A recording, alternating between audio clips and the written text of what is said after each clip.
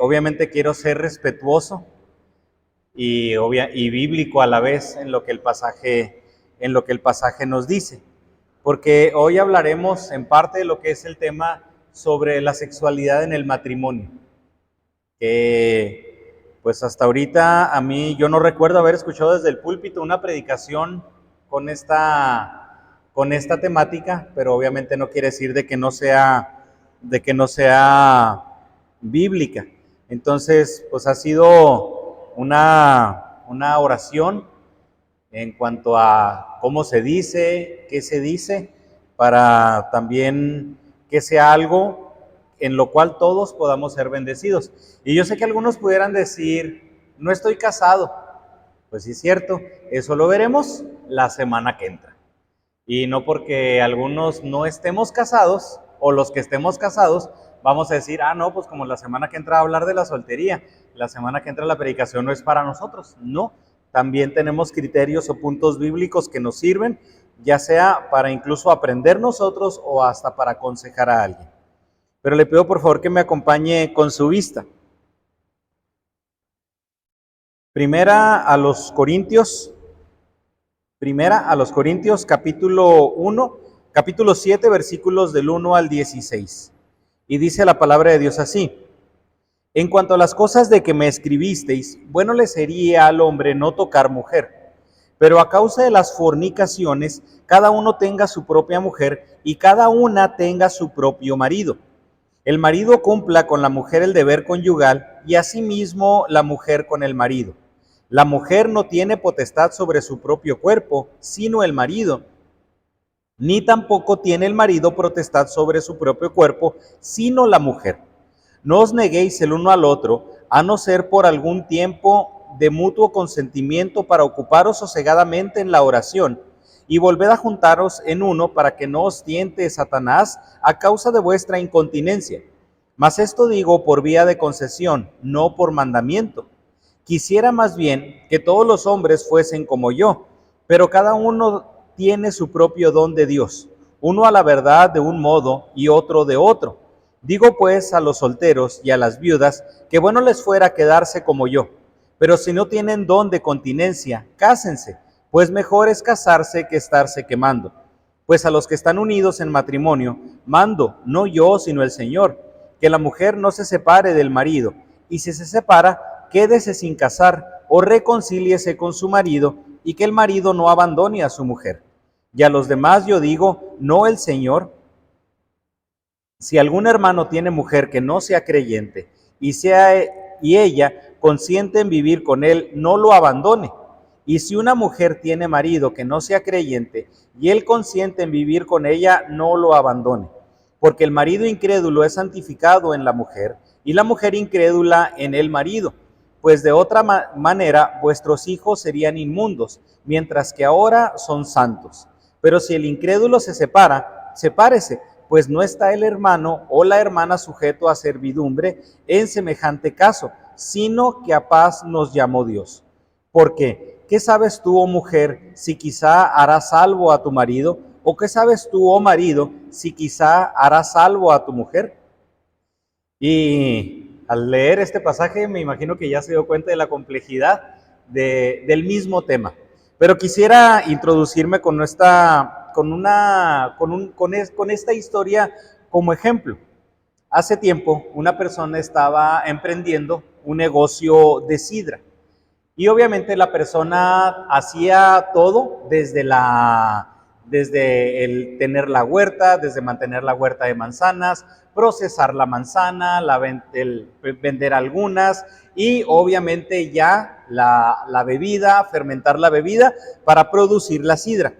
Y cuando el negocio estaba comenzando a prosperar, esta persona invitaba a su amigo y era recurrente en esta invitación y le invitaba a probar su sidra. Ándale, ven un día, ven al huerto a probar las manzanas, a probar la sidra, y el amigo cada vez lo rechazaba.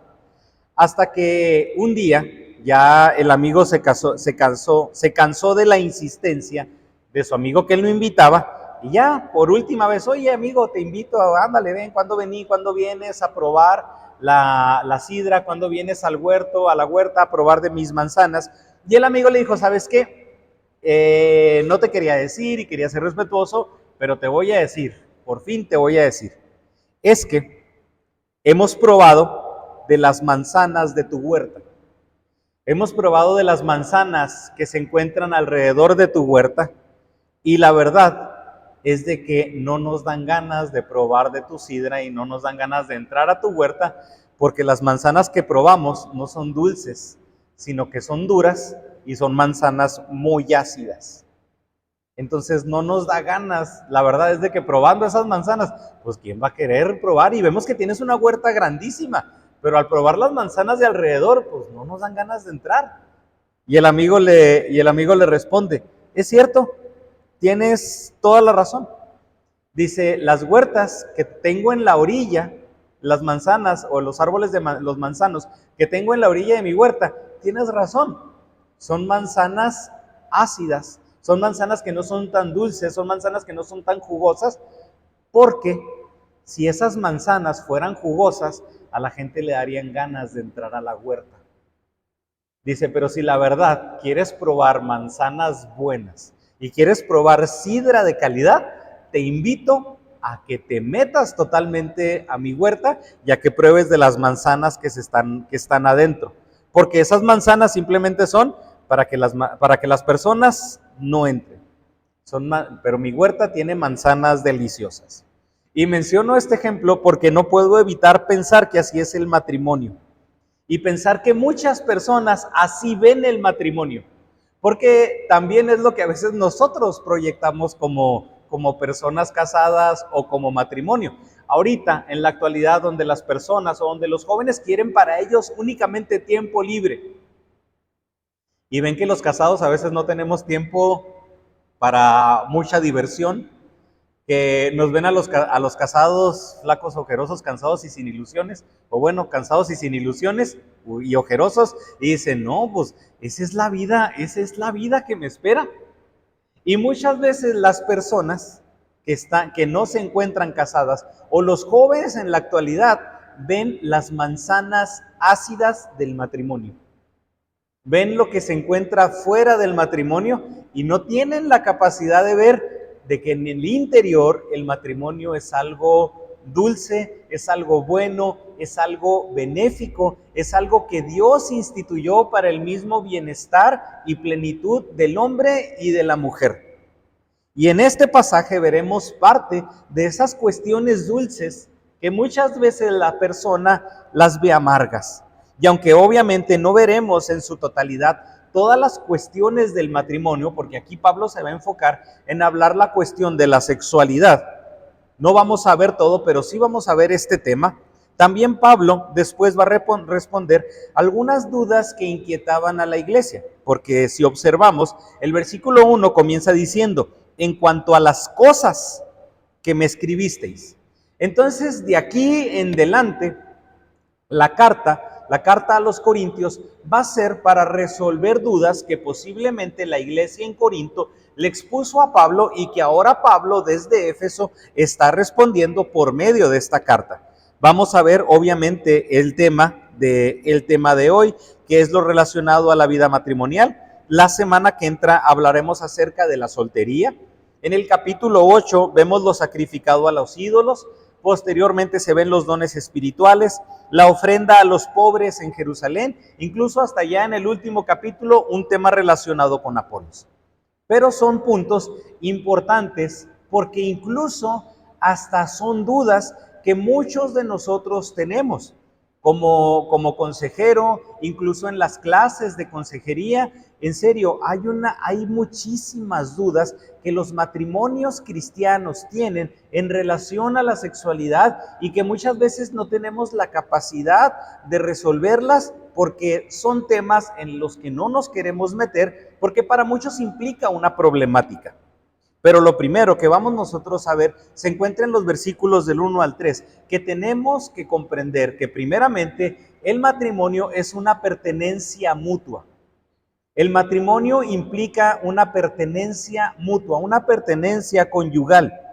En cuanto a las cosas de que me escribisteis, bueno le sería al hombre no tocar mujer, Pero a causa de las fornicaciones, cada uno tenga su propia mujer y cada una tenga su propio marido. El marido cumpla con la mujer el deber conyugal y asimismo la mujer con el marido. Y llama la atención para muchos, y es algo que hemos notado desde el capítulo 5, de que la sexualidad es importante para Pablo. La sexualidad obviamente también es importante para Dios, pero ahora este tema que comenzó desde el capítulo 5 lo va a relacionar específicamente con la vida matrimonial. Y recordemos que la iglesia en Corinto, esto es también parte, porque estaba influida por el pensamiento de la sociedad. Pero en este caso, que vamos a ver dos puntos: un pensamiento social por el cual estaba gobernado Corinto era el libertinaje. Había mucho libertinaje. Entonces, unos matrimonios procuraban vivir precisamente en el libertinaje que vivía la sociedad en Corinto. Pero también en ese momento estaba creciendo o estaba empezando a surgir lo que era parte del movimiento gnóstico, que el movimiento gnóstico también hablaba de lo que era el ascetismo. ¿Y qué era el ascetismo? El no darle el placer al cuerpo para alimentar el espíritu. Pero la sexualidad es precisamente un placer físico. Por un lado está el libertinaje, pero por otro lado está el ascetismo. Y era la pregunta de los corintios: oye, Pablo, pues entonces, ¿qué hacemos? ¿Vivimos como la sociedad del libertinaje o vivimos como la otra parte de la sociedad? Pero la verdad, Pablo, es de que hay algo que no podemos negar, de que hay un deseo de satisfacer una necesidad sexual por parte del cuerpo. Y esto es lo que lleva posiblemente a la iglesia a poner esta duda. Y mencionamos esto porque es lo que dice Pablo: en cuanto a las cosas de que me escribisteis. Me gusta porque esta era una inquietud de por qué el énfasis en el matrimonio, y es algo que vamos a ver también en la soltería la semana que entra. Pero también tenemos que ver algo que me interesó demasiado. Hay libros, un libro en específico que es se llama El pensamiento del apóstol Pablo. Y nos habla de cómo también tendríamos nosotros que interpretar la teología paulina o los escritos paulinos. Porque unos diríamos, bueno, es que Pablo es judío. Entonces, Pablo está escribiendo todo desde una perspectiva judía. Pablo está en el mundo gentil, entonces tendríamos que interpretar a Pablo desde una perspectiva totalmente griega. Y lo curioso es de que me topo con un escrito de que ni siquiera ni una ni la otra meramente. Pero sí, fíjese lo que dice. El apóstol creía que vivía en el último siglo. Para nosotros es el primero, después de Cristo. Pero el apóstol pensaba que ya vivía en el último siglo. Creía que el retorno del Señor era inminente. Por esto, las responsabilidades para con los hijos y las generaciones futuras no jugaban un gran papel en el pensamiento del apóstol en esta carta. Ojo, en esta carta, porque las primeras cartas que el apóstol escribió, estaríamos hablando de la carta a los Gálatas, que fue la primera, segunda de Tesalonicenses, y más o menos en el 50 y tantos, escrita la primera carta del apóstol a los Corintios. ¿Hay exhortaciones del apóstol Pablo para con los hijos? Sí, en la carta a los Efesios y en la carta también a los Colosenses podemos ver parte de las responsabilidades del esposo, de la esposa, precisamente también de la sumisión de los hijos. Pero estas cartas ya son escritas 10 años, 11 años después de la carta a los Corintios. Pero en este momento, y por eso lo enfatizamos, no jugaban las generaciones futuras, o el papel de las generaciones futuras no jugaban un papel importante en el pensamiento del apóstol Pablo en esta carta. Para Pablo, el que el Señor volviera dentro de su generación hacia que el matrimonio fuera tal vez un impedimento para atender la obra de Cristo. Es importante que se tome en cuenta el contexto teológico de las ideas de Pablo en torno al matrimonio. Se puede errar, y pudiéramos errar dramáticamente en la interpretación paulina del matrimonio si no entendemos ese contexto escatológico de Pablo. Para Pablo, Cristo viene pronto. Oye, Pablo, me quiero casar. ¿Para qué? Cristo ya viene.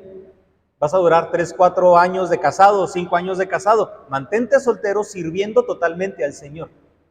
Si una persona tiene ese contexto, tiene ese contexto, pues hermano, pues claro que es lo que va, claro que es lo que va a recomendar. Porque nosotros vemos en el capítulo 2 de los Hechos que vendían todas las cosas, que nada de lo que tenían ellos era suyo propio, sino que vendían todas las cosas, porque para ellos era ese pensamiento: Cristo ya viene, ¿para qué me aferro a las cosas terrenales? Creo que si muchos de nosotros supiéramos que Cristo viene el año que entra, hermano, ¿para qué ahorraría? ¿Verdad?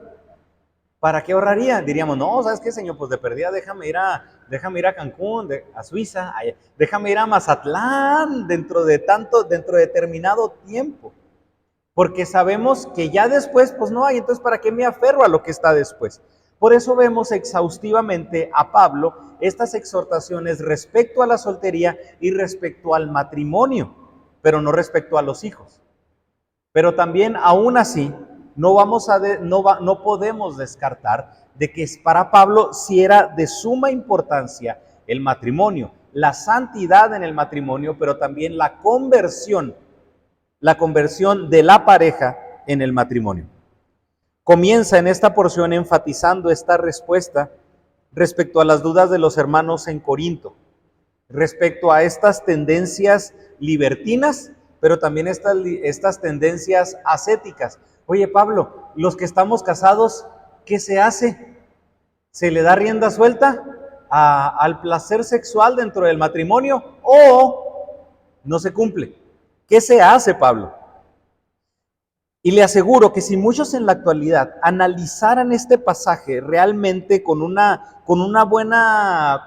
correcta interpretación y una buena exégesis, cambiarían su manera de pensar respecto a lo que dicen de la Biblia en relación a que la Biblia es un libro machista. Es un libro que apoya el chicharito, ¿verdad? No, es que la Biblia es un libro machista. Le hubiéramos puesto así de título, ¿verdad? Esta predicación la apoya el chicharito. Incluso por el hecho de que Pablo era judío. Y por el hecho de ser judío, muchos pensarían de que esta exhortación tiene un trasfondo meramente religioso a favor del varón, lo cual no es así. Porque desde el principio debemos notar que el pasaje no está resaltando la figura del varón. Desde el principio el pasaje está hablando de los dos. Fíjese, le sería bueno al hombre no tocar mujer, pero a causa de las fornicaciones cada uno tenga su propia mujer y cada una tenga su propio marido. Es decir, es el interés del hombre y es el interés de la mujer. Versículo 3, el marido cumpla con la mujer el deber conyugal y asimismo la mujer con el marido.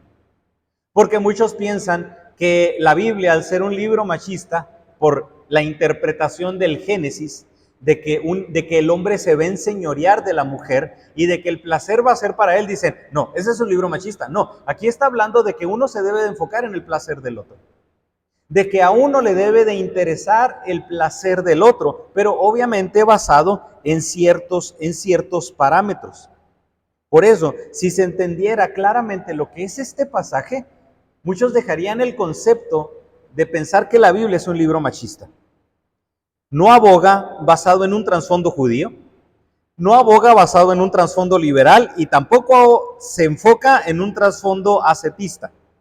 Pablo aprueba primeramente que el matrimonio viene de Dios, pero también desaprueba la total abstinencia sexual dentro del matrimonio. El gnosticismo enseñaba que el matrimonio era malo y que el placer físico se debía de desechar, negando la sexualidad en el matrimonio, incluso viviendo célibe, o como algunas doctrinas enfatizan, de que únicamente se debe de tener relaciones sexuales meramente con el fin de la procreación. Cuando trabajamos lo que viene siendo la consejería matrimonial, son tres preguntas. No es conferencia para matrimonios, va a parecer, pero fíjese, tres preguntas importantes de diagnóstico matrimonial. La primera de ellas, ¿cómo califican la comunicación en el matrimonio? Esto es muy importante. ¿Qué dice la mujer? ¿Qué dice el hombre? Los hombres así brutos, ¿verdad? Y simples. ¿Cómo califica, señor esposo, la comunicación en su matrimonio? No, pues un 8. Bien, hablamos para lo necesario, ¿verdad? Casi. Y luego, y a usted, señora, pareja, ¿cómo califica la comunicación en el matrimonio? 3. Santo Dios, no, el hombre se va para atrás. ¿Cómo se ve la comunicación en el matrimonio? Porque obviamente no podemos estar juntos sin comunicarnos efectivamente. Segundo, las finanzas. Si hay transparencia en las finanzas, cómo se dividen las finanzas, si alcanzan precisamente las finanzas o si hay ajustes que no pongan o que no comprometan en parte la integridad o que a ellos mismos no les preocupen. Porque dígame, ¿qué matrimonio no tiene preocupaciones? Ningún matrimonio, o sea, ningún matrimonio está libre de preocupaciones, pero obviamente entre más preocupaciones, una mayor tendencia al caos. Entonces, ¿cómo están las cuestiones de las finanzas? Pero también muy importante, la sexualidad. Entendiendo que hay diferentes etapas para experimentar la sexualidad dentro del matrimonio. No quiere decir de que siempre o va a ser, no, pues todos los días de la semana o dependiendo del número. No estaríamos hablando de una cuestión de que siempre tiene que haber o todos los días, pero debe de haber de mantenerse precisamente en un acercamiento, porque implica intimidad, porque implica comunicación, porque implica placer, porque implica propósito. El hermano John Piper, en su libro Pacto Matrimonial, con P, porque hay otro que se llama Acto Matrimonial, que también se los recomendaría.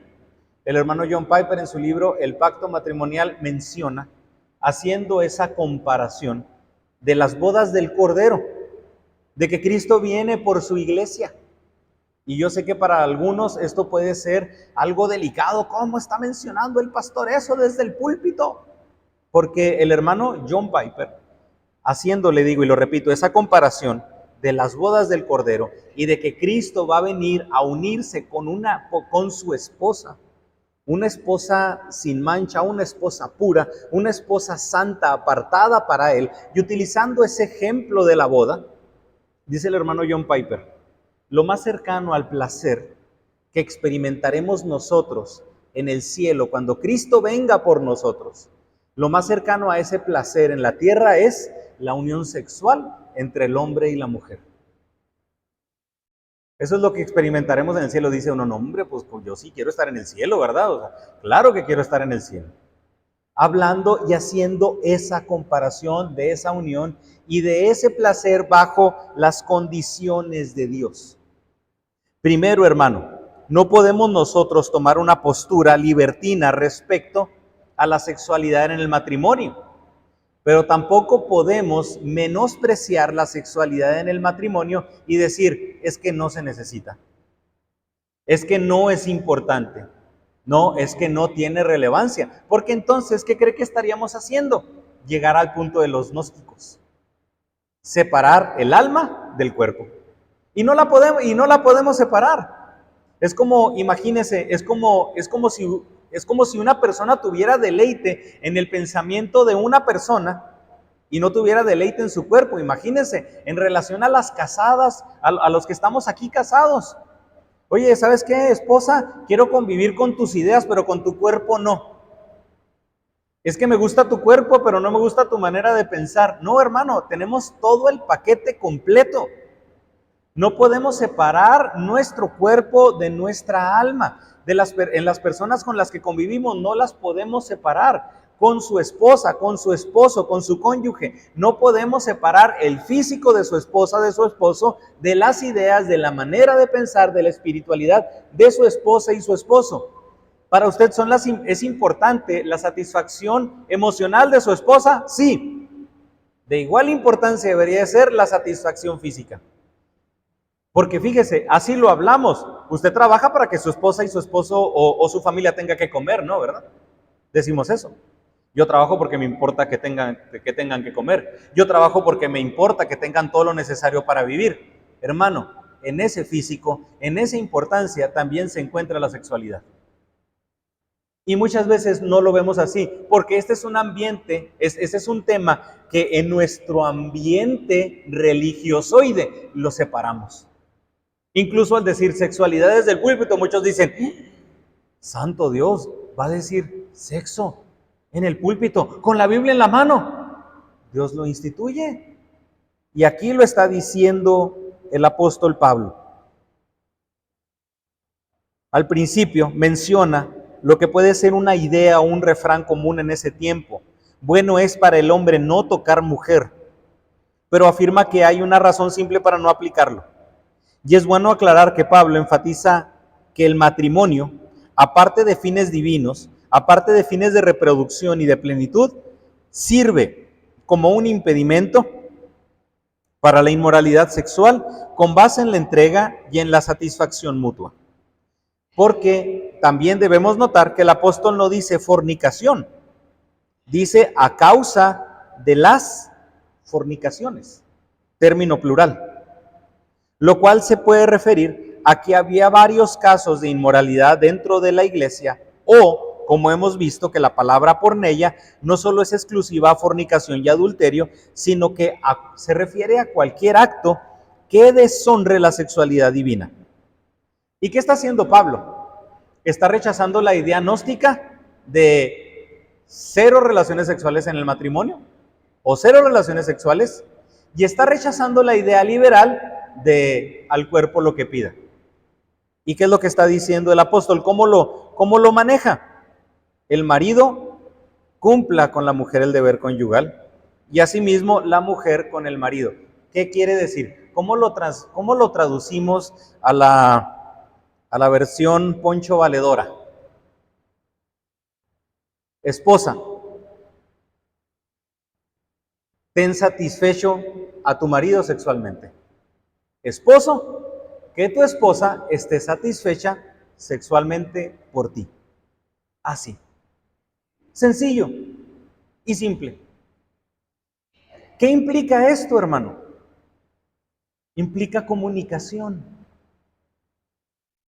Implica comunicación, implica interés en el otro, implica trabajo, porque no solamente tiene que ver con cuestiones meramente físicas. Lo vimos en la última predicación, que la entrega sexual no solamente es una entrega física, es una entrega emocional. Por lo cual, esto trata de que se tienen que también trabajar las emociones, de que uno tiene que estar interesado en la plenitud completa y total de la persona. La excitación no solamente implica una cuestión física. La excitación, el trabajar esta área dentro del matrimonio, implica también el área emocional.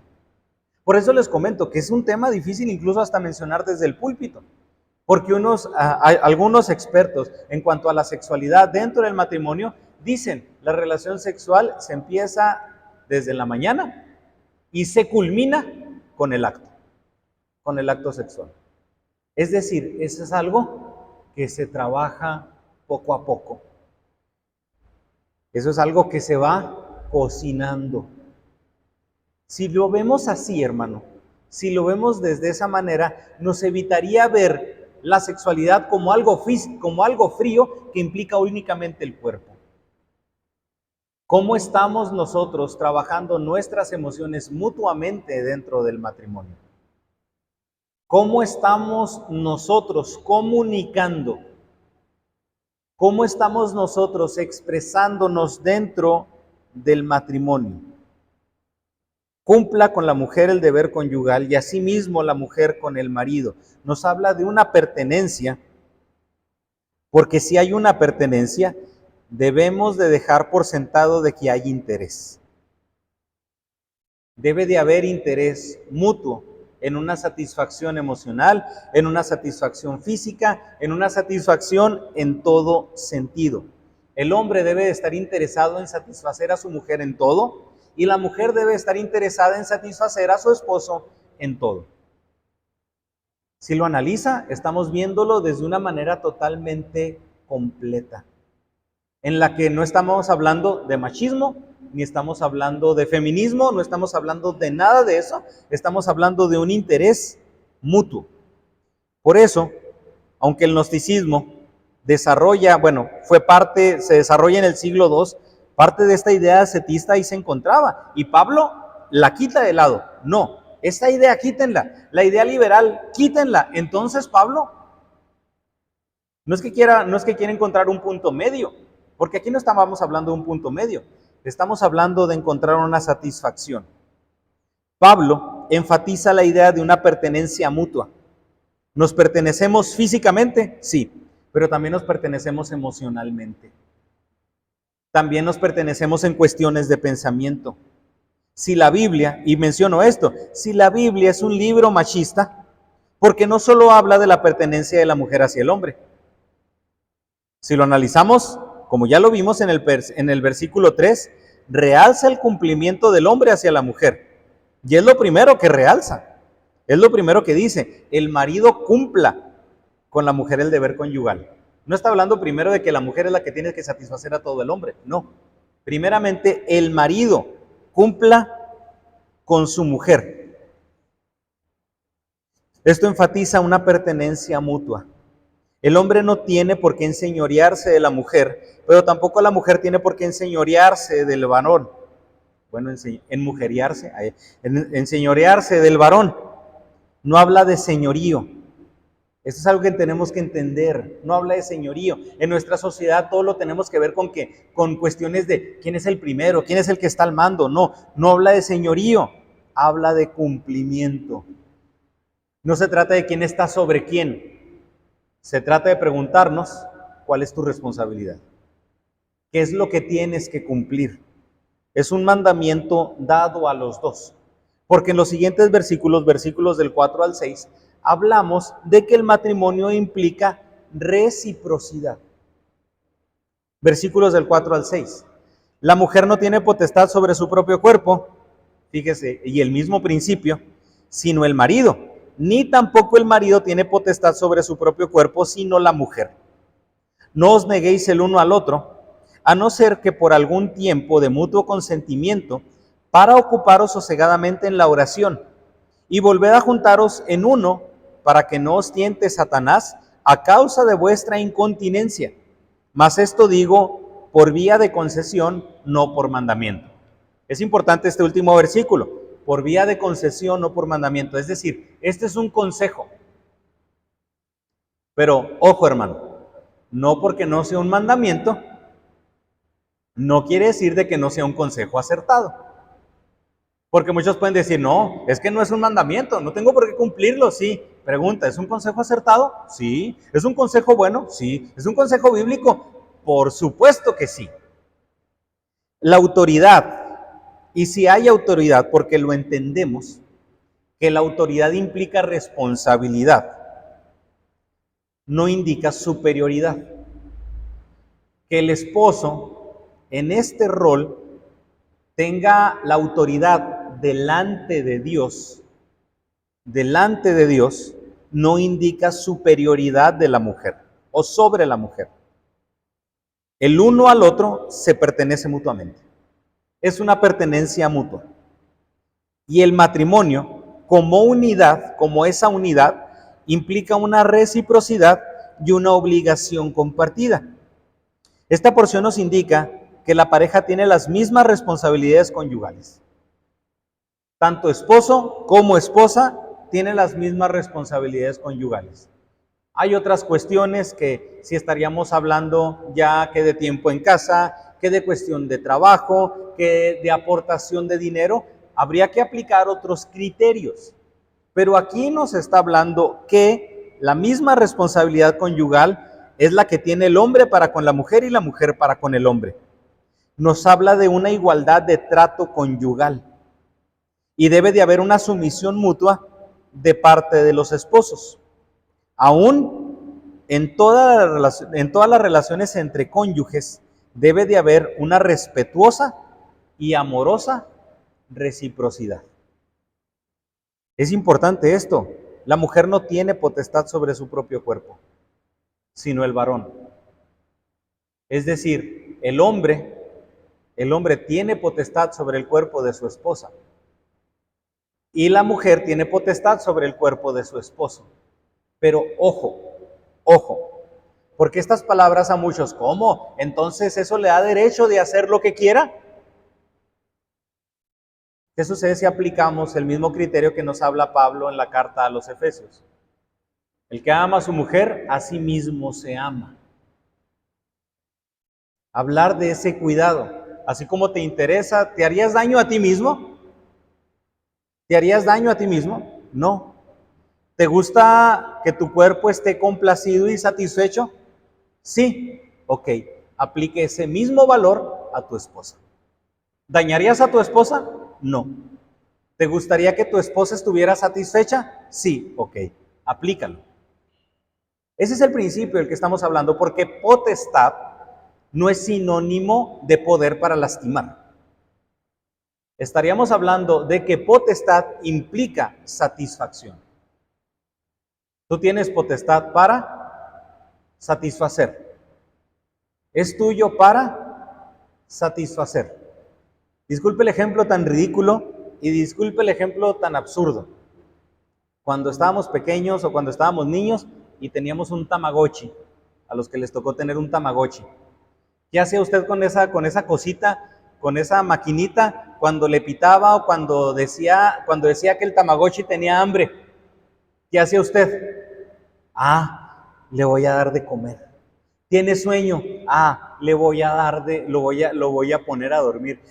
Tiene sed. Quiere hacer del baño, voy a satisfacer. El Tamagotchi es suyo y usted tiene la potestad sobre ese aparato. Y aún así usted lo satisface. Disculpe, y por eso le digo, disculpe el ejemplo tan absurdo, porque unos dicen, es que si tiene potestad la va a lastimar. No, potestad para satisfacer, potestad para cuidar. Potestad implica cuidado. No como muchos en su mente alterada, no, lo va a lastimar. No, espérate, estás hablando de una persona que está interesada en el bienestar de alguien más. Esto quiere decir de que yo debería de tener la total confianza de que mi esposa tiene la potestad sobre mí porque me va a cuidar. Mencionan que cuando Martín Lutero, bueno, de hecho la historia de la esposa de Martín Lutero es así medio curiosa porque no hubo en sí una declaración de amor muy romántica, pero si la vemos tiene muchísimo romanticismo. La esposa de Martín Lutero siempre fue una mujer muy catalogada como una mujer muy rebelde. De hecho, estaba incluso hasta en un convento de monjas porque era una mujer ingobernable.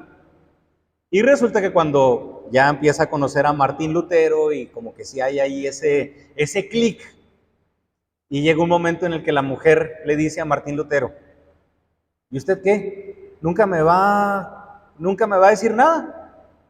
O sea, se nota que le gusto y usted me gusta a mí. ¿Usted nunca me va a decir nada? ¿O qué piensa de la vida? O sea, pues así era la mujer, como decimos, ¿verdad? Brava, era de Chihuahua. Y Martín Lutero le dice, ¿qué tengo yo para ofrecerle? ¿Qué tengo yo para ofrecerle? Que la persigan, que en cualquier momento vengan y la quieran matar porque me están matando, porque todo el mundo me quiere matar a mí. ¿Qué quiere que le ofrezca? Eso es lo único que tengo que ofrecerle, casi diciéndole una muerte segura. A lo que la esposa de Martín Lutero le dice, para que alguien venga y lo quiera matar, primero va a tener que pasar por mí. Esa fue la declaración de amor de Martín Lutero y de su esposa. Oiga, hermano, no puedo definir de otra mejor manera cuidado y potestad. Cuidado y potestad.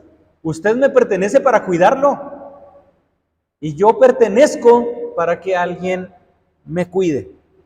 Por eso digo, hermano, esta idea bien explicada acabaría en serio con muchísimas formas de pensar que hay en la sociedad respecto al cristianismo o a la forma en la que el cristianismo ve el matrimonio. Esta porción nos indica esa misma responsabilidad de cuidado mutuo. Y aunque este es un tema que difícilmente se hable desde el púlpito, es necesario por una simple y a la vez muy fuerte razón.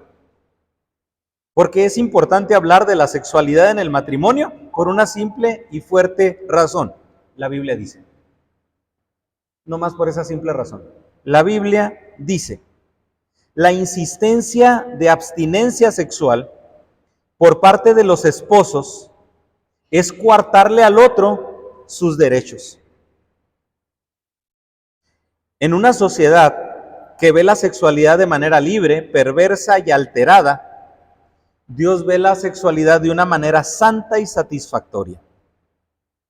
En una sociedad donde algunos dicen la sexualidad no, porque es darle placer, Dios lo ve de una manera santa, satisfactoria y a la vez con un propósito.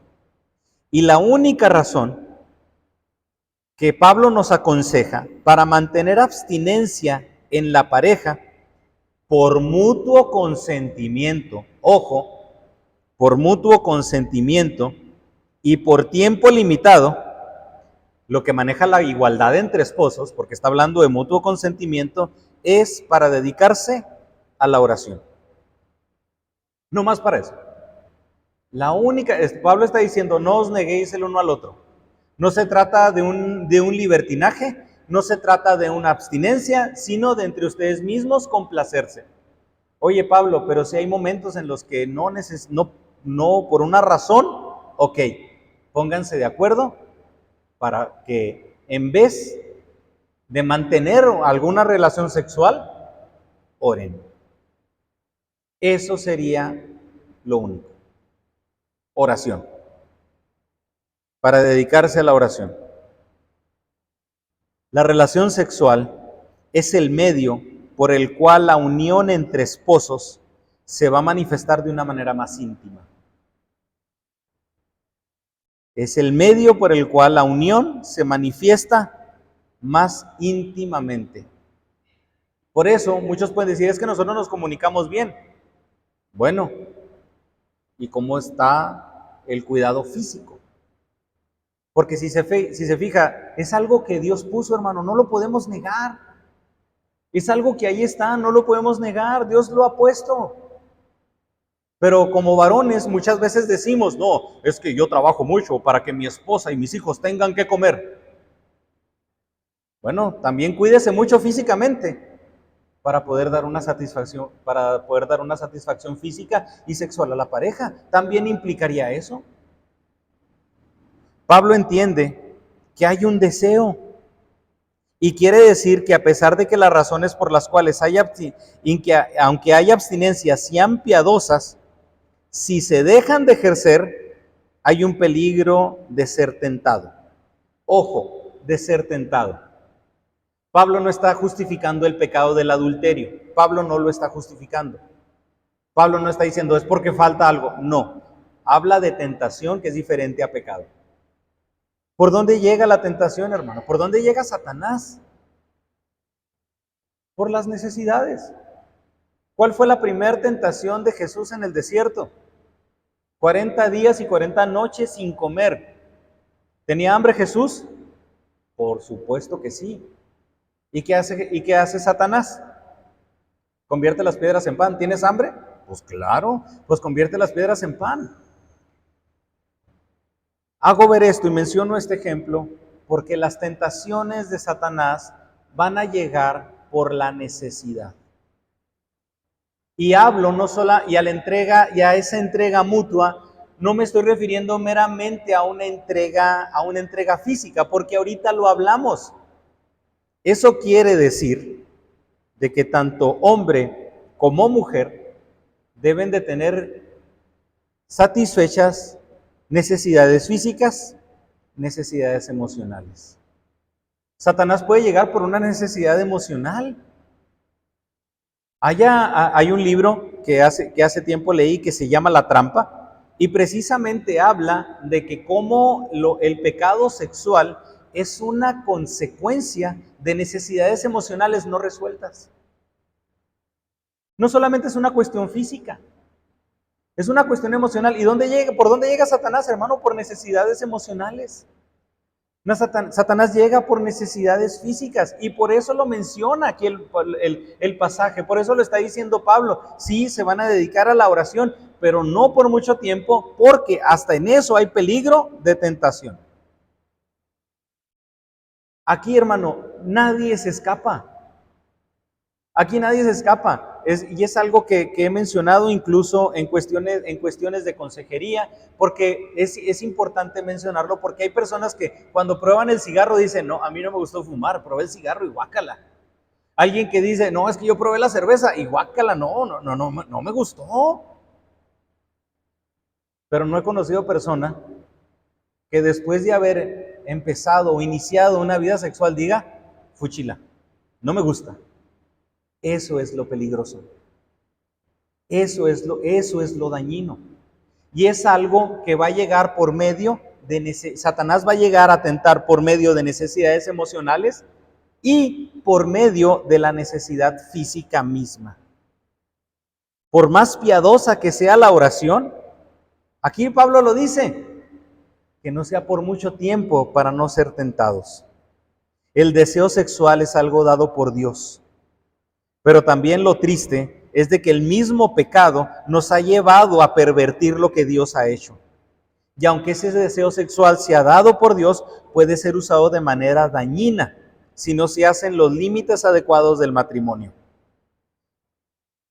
Por eso, hermano, cuidémonos. Cuidémonos.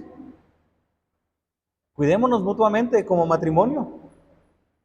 Yo tengo el compromiso de cuidar a mi esposa, emocionalmente, espiritualmente, físicamente. Y es un compromiso mutuo porque habla de reciprocidad. Pero ¿qué sucede? La semana pasada mencionamos que puede haber razones en las que por el mismo pecado, pues obviamente haya cuestiones que no se traten. Como lo mencioné, ¿qué sucede entonces cuando una persona viene a Cristo y ya está casada y se divorcia? ¿Qué sucede con las personas que han sido objeto de alguna violación? Hablamos de que hay oportunidad y hay restauración en Cristo. Eso es lo principal. Hay restauración en Cristo. Pero también Pablo menciona esos puntos. Y uno de los primeros puntos es la continencia, de la cual vemos en los versículos 7, del 7 al 9. ¿Qué es lo que Pablo nos dice?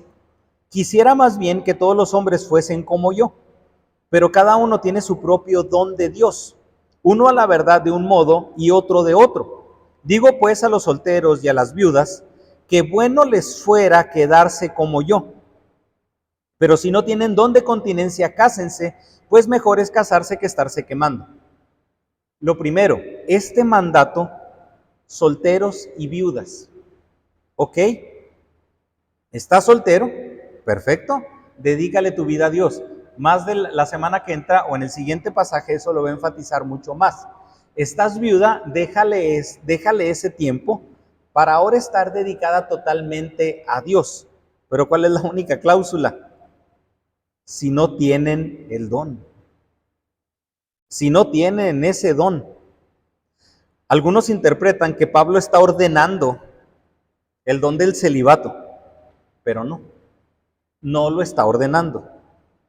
También pudiera interpretarse que Pablo desea que todos pudieran resistir a la tentación de la misma manera que él. Pero, ¿quién puede resistirse totalmente a la tentación? Obviamente es difícil, no imposible. En Cristo es posible. No está mandando el celibato, pero sí está hablando de una resistencia a la tentación sexual. Por las exigencias judías, y esto lo menciono porque muchos dicen, pues es que Pablo era soltero. No. En este momento sí, pero el detalle es de que una de las exigencias judías para pertenecer al Sanedrín era estar casado. Y los judíos no hacían excepciones. Es que es Pablo, no, vamos a hacer una excepción con Pablo. ¿Qué tiene que él no se case? No. Los judíos no hacían excepciones. Si quieres pertenecer al Sanedrín, O si ibas a pertenecer al Sanedrín, tenías que estar casado. ¿Cuál es la postura? Hay dos posturas. Una, de que posiblemente Pablo, al venir a Cristo, su esposa lo dejó. Razón por la cual aquí en la carta a los Corintios dice, si la esposa quiere dejar al convertido, pues que la deje ir. Posiblemente haciendo referencia a lo que Pablo hizo. La otra postura es de que posiblemente ya en este tiempo Pablo fue viudo. Ya Pablo era viudo. Pero algo que se enfatiza es en el versículo 7. Quisiera más bien que todos los hombres fuesen como yo, pero cada uno tiene su propio don de Dios. Quiere decir esto, de que Pablo era célibe, no meramente por el deseo de Pablo. Pablo era célibe porque Dios le dio ese don. Dios le dio ese don a Pablo. Cualquiera que fuera la condición civil de Pablo, nos recomienda que cualquier soltero, incluso las viudas, que tengan el don del celibato, que tengan el don, así se queden. Y también recordemos la idea de Pablo respecto a la venida del Señor. ¿Cuál era la idea de Pablo? Cristo viene pronto. Quédense solteros para seguir sirviendo a Cristo mientras Cristo viene. Pero aconseja que si no tienen el don del celibato y es difícil resistir a la tentación, busquen con quién casarse. Pero ojo, vamos a pensar nuevamente, no porque busques con quién casarse y para satisfacer esa necesidad, quiere decir que va a ser con cualquiera. ¿Cuál sería el consejo? Lo voy a decir como se dice coloquialmente, porque a veces dicen, ya se le fue el tren, se te podrá ir el tren, se te podrá ir el barco, se te podrá ir el avión, no te vayas en el primer burro que te encuentres. Así es. No por el hecho de satisfacer una necesidad, quiere decir de que, se trata de satisfacer esa necesidad. No, hay que buscar una pareja basada en parámetros bíblicos que cumpla también estos criterios. Y es importante porque Pablo confiesa tener ese don de continencia. Ni liberal, ni ascetista.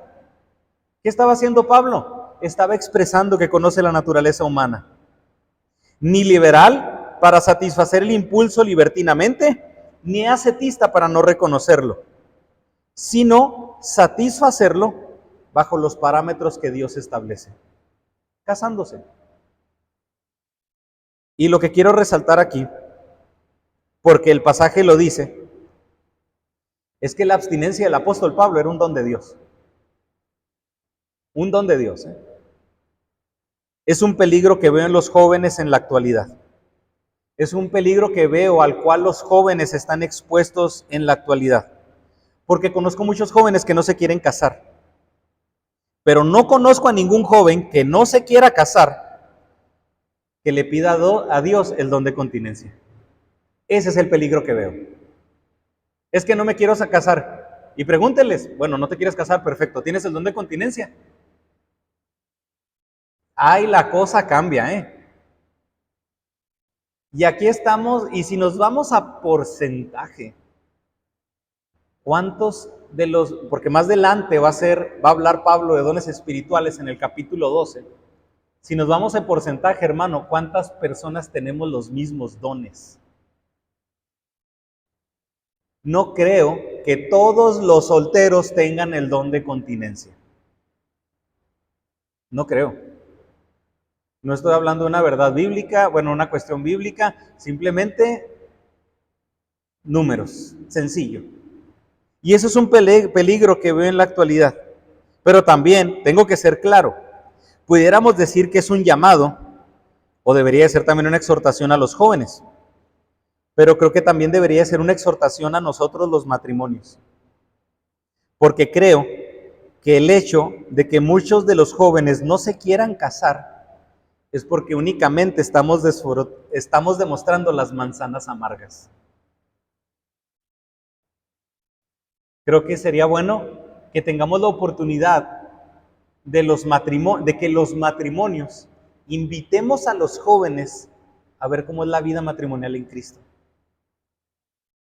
para que puedan ver más allá del no tengo tiempo para ir al cine, para que puedan ir más allá de ¿sales con tus amigos? No, no salgo con mis amigos. ¿Y por qué no sales con tus amigos? Porque tengo la plenitud en mi esposa. Porque tengo la plenitud en mis hijos. Porque mi plenitud va más allá de que si salgo, de que si me divierto o no. Hay una plenitud en lo que Dios nos tiene que dar. Obviamente es una plenitud que como matrimonios también se la tenemos que pedir a Dios. No creo, hermano, que Dios no conteste esas peticiones. Si la palabra de Dios nos habla de que si pedimos conforme al Padre, van a ser peticiones contestadas, yo no creo que si un matrimonio le pide a Dios, Dios, dame plenitud en mi matrimonio, yo no creo que Dios se quede sin responder esa petición. Yo no creo que si un matrimonio le pide a Dios, ¿sabes qué, Dios? Dame un deseo sexual únicamente por mi esposa y por mi esposo. Yo no creo que Dios no responda a esa petición. Si hay cuestiones que tengan que ver por salud, porque entiendo de que puede haber una enfermedad en la que las necesidades sexuales pues tienen que dejarse truncas. O sea, está la persona en cama y uno decir, no, aquí dice en la Biblia, no, también hay que tener criterio. Y si en ese tipo de necesidades una persona, un esposo le pide a Dios, ¿sabes qué, Dios?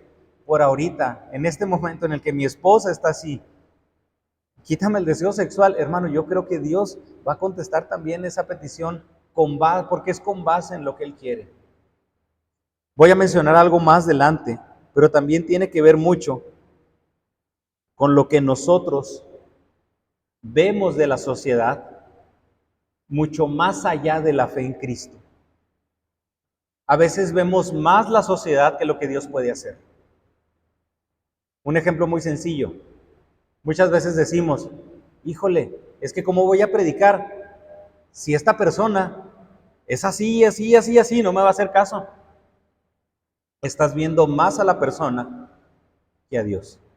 Estás confiando más en la personalidad y en el carácter de alguien que en el poder de Dios para poder comprender el Evangelio. Creo que también, hermanos, es un problema serio. Y finalizamos hablando ya de una manera enfática de la permanencia en el matrimonio. Versículos del 10 al 16. Pero los que están unidos en matrimonio, mando no yo, sino el Señor, que la mujer no se separe del marido, y si se separa, quédese sin casar, o reconcíliese con su marido, y que el marido no abandone a su mujer. Y a los demás yo digo, ya esto es cuestión de Pablo, yo digo, no el Señor. Si algún hermano tiene mujer que no sea creyente y ella consiente en vivir con él, no la abandone. Y si la mujer tiene marido que no sea creyente y él consiente en vivir con ella, no la abandone. Porque el marido incrédulo es santificado en la mujer y la mujer incrédula en el marido. Pues de otra manera vuestros hijos serían inmundos, mientras que ahora son santos. Pero si el incrédulo se separa, sepárese, pues no está el hermano o la hermana sujeto a servidumbre en semejante caso, sino que a paz nos llamó Dios. Porque, ¿qué sabes tú, oh mujer, si quizás harás salvo a tu marido? ¿O qué sabes tú, oh marido, si quizá harás salva a tu mujer? Me gusta nuevamente porque si se fija en toda la porción se hace un poco larga porque en cada ejemplo Pablo menciona del marido hacia la mujer y de la esposa hacia el esposo. En cada uno, resaltando la importancia de los dos. Resaltando esa importancia. Entre los judíos el hombre era quien se podía divorciar a causa de una infidelidad, o incluso algunos rabinos me decían y afirmaban que si encontraba el hombre una mujer más atractiva que su esposa, podía dejarla. Para los griegos y los romanos el divorcio era muy común, debido a que la mujer se le trataba como un simple objeto. ¿Qué está haciendo aquí la palabra de Dios? La palabra de Dios está dignificando a la mujer en un contexto social donde la mujer no era tomada en cuenta. Para esos que dicen que la Biblia es machista, Dios dignifica a la mujer, Dios dignifica al hombre. Dios está interesado en la salvación, en la santidad del hombre y de la mujer dentro del matrimonio. Dios está interesado en la plenitud de ambos, incluso dentro y fuera del matrimonio. Pablo se refiere específicamente a los casados ahora con un inconverso. Dijimos en la última predicación, ¿qué sucede? Hay parejas que vienen a Cristo y vinieron a Cristo después de, estaban casadas y luego vinieron a Cristo. ¿Qué sucede? Aquí Pablo lo está enfatizando. Si lo quiere dejar, bueno, que lo deje, pero creo que no estamos hablando instantáneamente, ¿verdad? O sea, así, mira, oye vieja, ¿qué crees? Ya soy cristiano. ¿Cuánto llevas de cristiano, viejo? Ahorita, cuando venía acá, me compartió un cuate en el camión y acepté a Cristo en el camión. ¿Ya eres cristiano? Sí, no, ¿cuánto? Lo siento, viejo, ya me voy, ya dejo mis cosas. No, hermano, no está hablando de algo inmediato. Le aseguro que no está hablando de algo inmediato. ¿Qué sucede después de que un tiempo una persona insiste en no querer seguir? Y aquí Pablo lo menciona, pero más adelante la única condición, sí quiere dejarlo. Sí quiere dejarlo, porque aquí Pablo también se está interesando en la salvación del no creyente. Quiere decir, hermano, de que a Dios le importan los hombres, las mujeres, los creyentes y los no creyentes. Ahora sí, en un pasaje incluso como este, podemos ver que no hay acepción de personas para Dios. Dios está interesado en todos por igual, en la satisfacción, en la plenitud, en la salvación de todos por igual. La verdad es de que según Pablo no hay razón para que un matrimonio termine. Pablo reconoce que el divorcio en Corinto era una realidad. No está siendo permisivo, pero conocía la sociedad en la que se encontraba y no veía el rechazo hacia la mujer de una manera legalista, como los judíos, pero tampoco veía a la mujer como un objeto, como en el caso de los griegos o de los romanos. Conoce la realidad, pero también Pablo reconoce que el poder de Dios tiene la capacidad de perdonar y de reconciliar. Lo menciono porque sí, o sea, podemos ver en Mateo que se habla de la carta de divorcio. Podemos ver en la palabra de Dios que se concede eso, pero aquí Pablo, si se fija, no está enfatizando el divorcio. Pablo está enfatizando la reconciliación y la salvación del cónyuge no cristiano. Oiga, esa idea creo que me hace ver la esperanza que Dios tiene en la salvación de todos. El interés que Dios tiene en la salvación de todos. Y es importante esta parte, es importante esta porción, porque le digo, Pablo no está inconsciente de la realidad. Pablo no está siendo inconsciente de la realidad. Una iglesia que se encontraba en un puerto marítimo en Corinto, donde había ascetismo, pero donde había también gran libertad sexual, donde estaba el templo de la diosa Afrodita y donde estaban las prostitutas de la diosa Afrodita. No niega esa realidad, una realidad de libertinaje sexual, también incluso dentro del matrimonio. No niega la realidad donde había judíos que se despojaban de la esposa como cuando quisieran, o de griegos y romanos que veían a la mujer como un objeto. No niega esa realidad. Al igual que nosotros, hermano. No debemos negar la realidad en la que nos encontramos, pero que la realidad no nos haga desconfiar del poder de Dios. La realidad no me tiene que hacer o llevar a desconfiar del poder de Dios. ¿Cómo lo explico? Conoce tu realidad y debemos de conocer el poder de Dios para perdonar y reconciliar. El conocer la realidad en la que nos encontramos no debe anular nuestra fe en el poder de Dios. Vivimos en una sociedad que no quiere tener conocimiento bíblico. Vivimos en una sociedad en contra de Dios. Sí. ¿Eso quiere decir de que por eso no vamos a evangelizar? ¿Eso quiere decir de que por eso no vamos a predicar? Vivimos en una sociedad, esto lo hablo incluso hasta para los jóvenes, vivimos en una sociedad donde es difícil encontrar una pareja cristiana comprometida. Sí, que esa realidad no anule nuestra fe en Dios. Que esa realidad no anule nuestra fe en Dios. Vivimos en una sociedad donde el divorcio ha llegado a ser común en las mismas iglesias. Sí, que esa realidad no anule nuestra fe en el poder de Dios para reconciliar. Hermano, el problema no es la sociedad. El problema no es la sociedad. La sociedad tiene problemas, pero el problema no es la sociedad. Creo que el problema es que ponemos a la sociedad como pretexto y dejamos de confiar en lo que Dios puede hacer. Ese sí creo que es el problema. Es que ve la situación, está bien difícil, y Dios no puede reconciliar una situación difícil. Dios no puede sanar un corazón quebrantado. Dios no puede santificar un matrimonio. Dios no puede proveer parejas a los chicos no creyentes, incluso en medio del lugar en el que se encuentran. Hermano, creo que todos conocemos un ejemplo de una persona a la que Dios le proveyó pareja, de una manera en la que uno dice, ah, caray, ¿cómo lo hizo? Creo que nosotros hemos sido ejemplos y testimonio de matrimonios que Dios ha restaurado en medio de decir, ah, caray, ¿cómo lo hizo? Creo que todos hemos sido testigos de una persona salva que en su momento pudiéramos pensar, yo nunca pensé que este pudiera ser salvo. Hermano, el problema no es la sociedad. El problema es que muchas veces vemos más la sociedad que el poder de Dios. Y aquí Pablo es lo que está hablando. Por eso está apelando a la reconciliación. Por eso Pablo no apoya la separación aquí. Si se fija, no la está apoyando. Pablo apoya la reconciliación en Cristo. Hermano, ¿hay criterios bíblicos para apoyar la separación? Sí, también.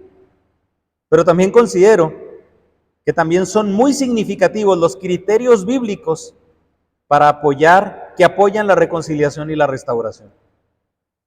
Y creo que el criterio bíblico más fuerte para apoyar la restauración, la reconciliación, se encuentra en Efesios capítulo 5.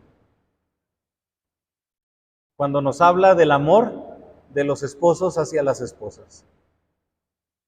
¿Cuál es el parámetro? Como Cristo amó a la iglesia. Cristo se desecha de su iglesia. Cristo se desecha de nosotros. Nos habla de la parábola de los dos deudores. Un criterio donde hay un perdón. Y sí, obviamente, entiendo que en medio de la reconciliación se trabaja perdón y se trabaja confianza. Y si hay una separación, obviamente, la recomendación es que cualquiera de los dos se quede sin casarse, a menos de que haya una reconciliación. Tradicionalmente, entre los judíos, el hombre era quien dejaba a su mujer. Pero aquí es lo que Pablo está diciendo. Judío, tu mujer no es un objeto para que la cambies. Cristiano romano, cristiano gentil, cristiano griego, tu mujer no es un objeto para que la cambies. Al contrario, debes verla así como Cristo ve a la iglesia. Y tu objetivo no es desecharla, tu objetivo es santificarla.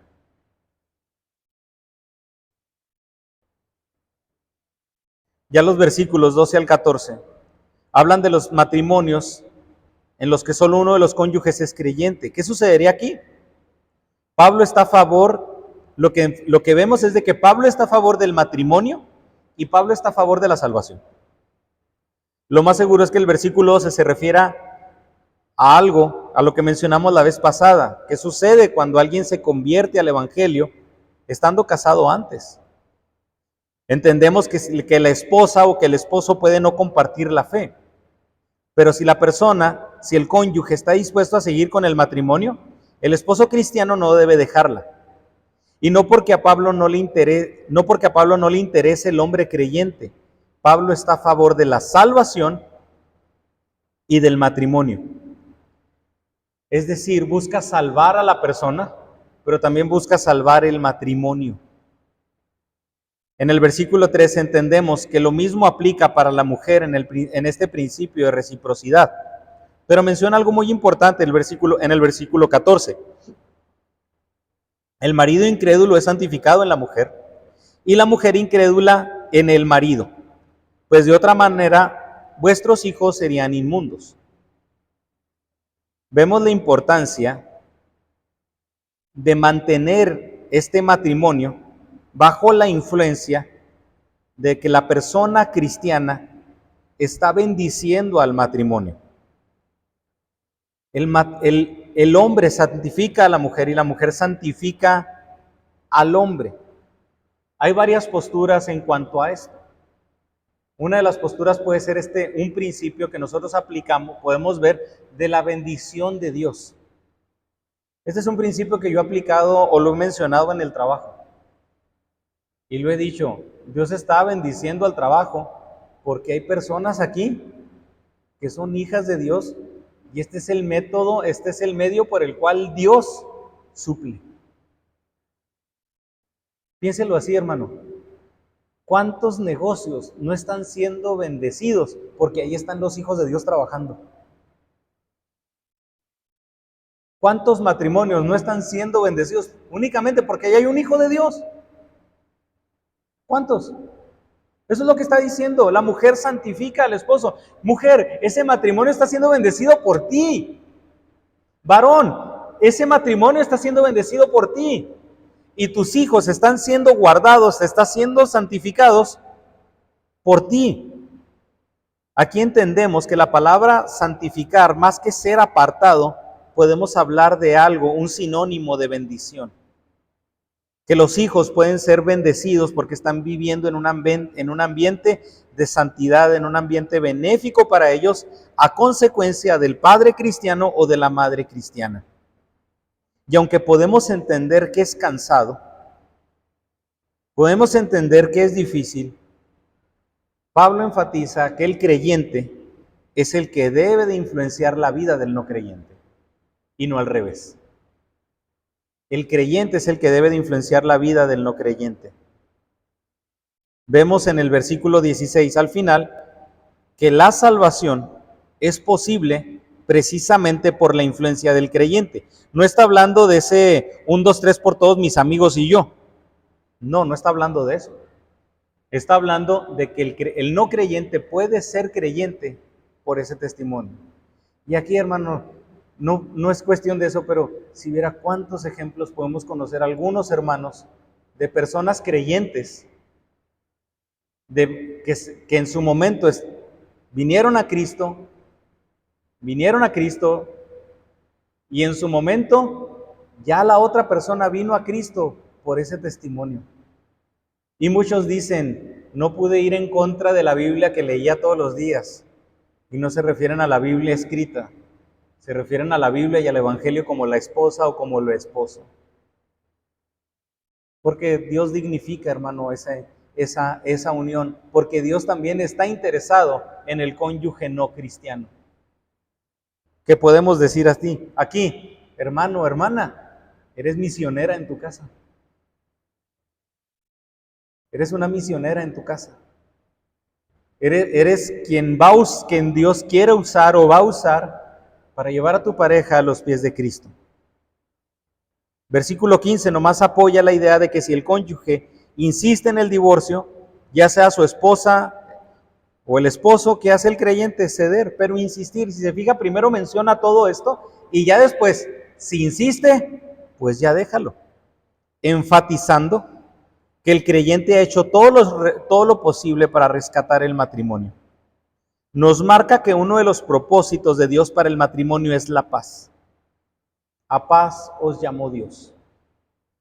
Paz que no se va a lograr por medio de abandono ni por medio de indiferencia.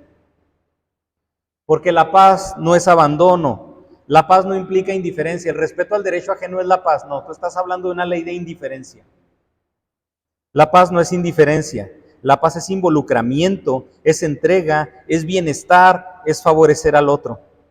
Y solo un creyente puede obrar en paz para paz. Solamente un creyente puede obrar en paz para paz. Pablo alienta a que el matrimonio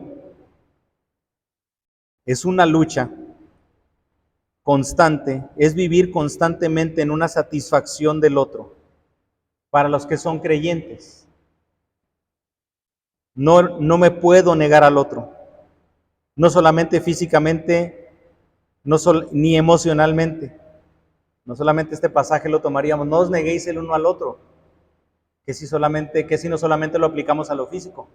Yo no le debo esconder a mi esposa mis emociones.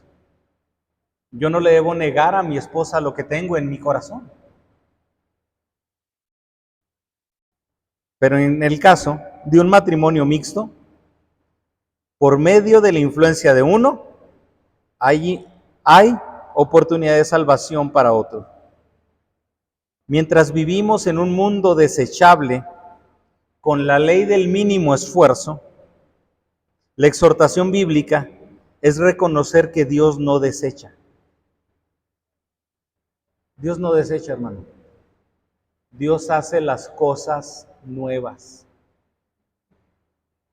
Si Dios desechara, estamos ante una iglesia que Dios debería de haber desechado según criterios humanos.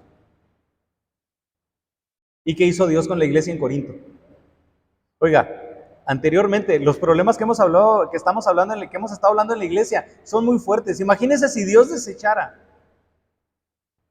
Pero Dios no desecha, Dios transforma. ¿Aquí aplicado a una iglesia? Lo podemos aplicar a la vida personal, pero no debemos de dejar de aplicarlo a matrimonios. Dios no desecha vidas, Dios las transforma. Dios no desecha iglesias, las santifica. Dios no desecha matrimonios, los transforma. Por eso, mientras vivimos en un mundo desechable, Dios transforma y mantiene y permanece y hace que el matrimonio permanezca como resultado de su bendición, pero también reconociendo que el creyente debe de asumir su responsabilidad. El pasaje no habla de recibir lo justo como cónyuges, sino que en Cristo hacer lo necesario para la santidad, permanencia y salvación.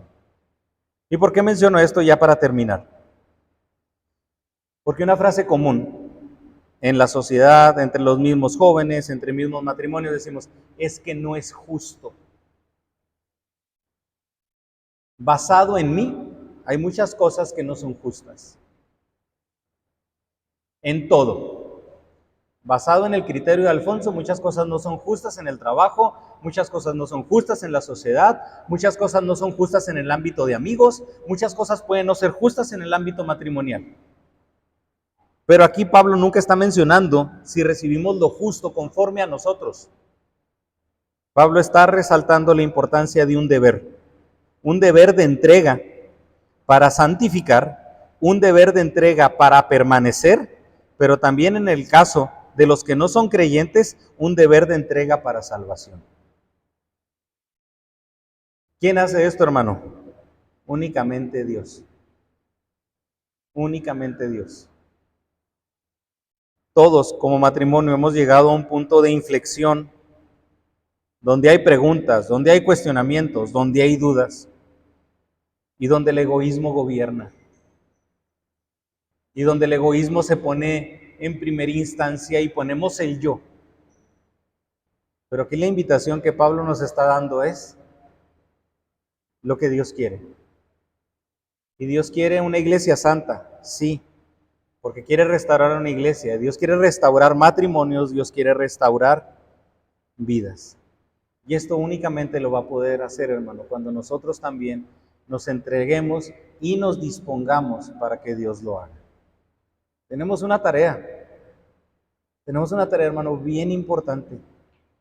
Tenemos una tarea sumamente difícil, pero también que esa dificultad de la tarea no nos haga proyectar las manzanas agrias, sino que también seamos una invitación para que los demás vean lo dulce, lo satisfactorio, lo benéfico que puede ser un matrimonio en Cristo.